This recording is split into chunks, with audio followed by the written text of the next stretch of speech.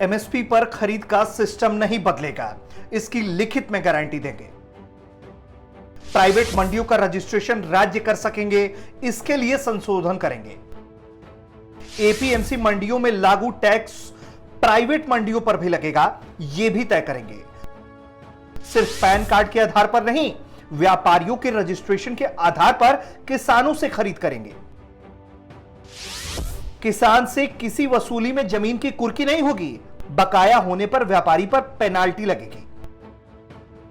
किसानों की जमीन की बिक्री, उसकी लीज या लोन से जुड़े कोई एग्रीमेंट नहीं किए जा सकेंगे। किसानों को विवाद के निपटारे पर सिविल अदालत में भी जाने का विकल्प मिलेगा। बिजली बिल के भुगतान के मौजूदा सिस्टम नहीं बदलेंगे। नमस्कार, जय हिंद। भारत तक देख रहे हैं आप और मैं हूं ऋषिराज। सरकार की कोशिश है कि यह डेडलॉक खत्म हो। दिल्ली की सीमाओं पर जिस तरीके से प्रदर्शन हो रहा है, जिस तरीके से घेराव हो रहा है, केंद्र की मोदी सरकार यह चाहती है कि इस डेडलॉक को खत्म किया जाए। इसके लिए सरकार 2 कदम आगे बढ़कर आती है, बातचीत का प्रस्ताव देती है, तमाम समझौतों का मसौदा तैयार होता है, प्रस्ताव भेजा जाता है।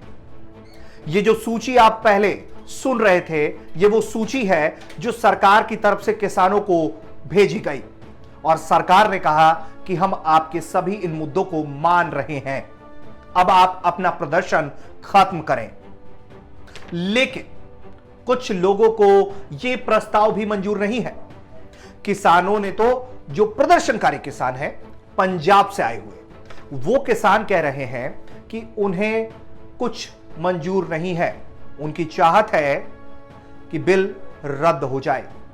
कल तक जो राजनीतिक दल इन तमाम मुद्दों पर चुप रह रहे थे, सांकेतिक विरोध कर रहे थे, वो भी अब इस आंदोलन में कूद पड़े हैं। वो भी इस प्रदर्शन का पीछे से समर्थन कर रहे हैं।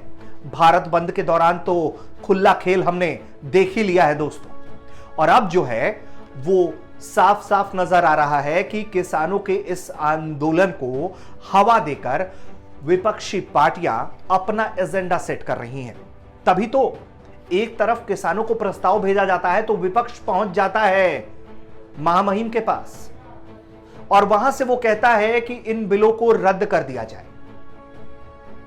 तो ऐसे में सवाल है कि आखिर जब सरकार आगे बढ़कर प्रस्ताव दे रही है, समझौते का मसौदा तैयार हो रहा है, तो भी ये मंजूर क्यों नहीं है? सरकार के बिल को वापस करवाकर किसानों को क्या मिलेगा, जबकि सरकार का कमिटमेंट है, सरकार के बयान है, सरकार के वादे हैं कि वो किसानों के हित के लिए काम कर रही है। अब किसानों का मुद्दा क्या है, किसान क्या कह रहे हैं इस प्रस्ताव को ठुकरा देने के बाद भी?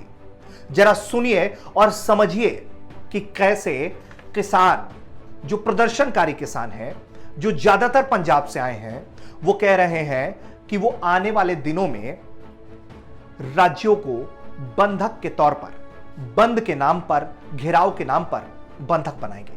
मांग क्या है, जरा सुनिए। जब तक तीनों कानून रद्द नहीं होते, आंदोलन नहीं रुकेगा। 14 दिसंबर को बड़ा आंदोलन होगा, पूरे देश में धरना देंगे। नए कानूनों के खिलाफ देश भर में रोज प्रदर्शन जारी रहेंगे। ज्यादा से ज्यादा लोगों को दिल्ली कूच करने को कहा जाएगा। 12 दिसंबर तक जयपुर दिल्ली हाईवे पूरी तरह बंद करेंगे। बीजेपी के विधायक, सांसद, मंत्रियों का घेराव करेंगे और बाइकआउट करेंगे।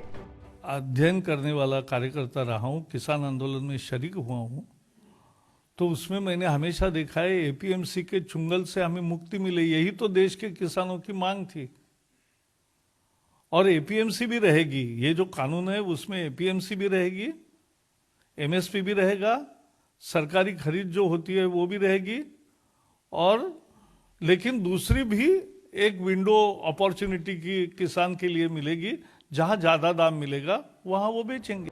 दोस्तों, तस्वीर अब धीरे धीरे साफ होती चली जा रही है।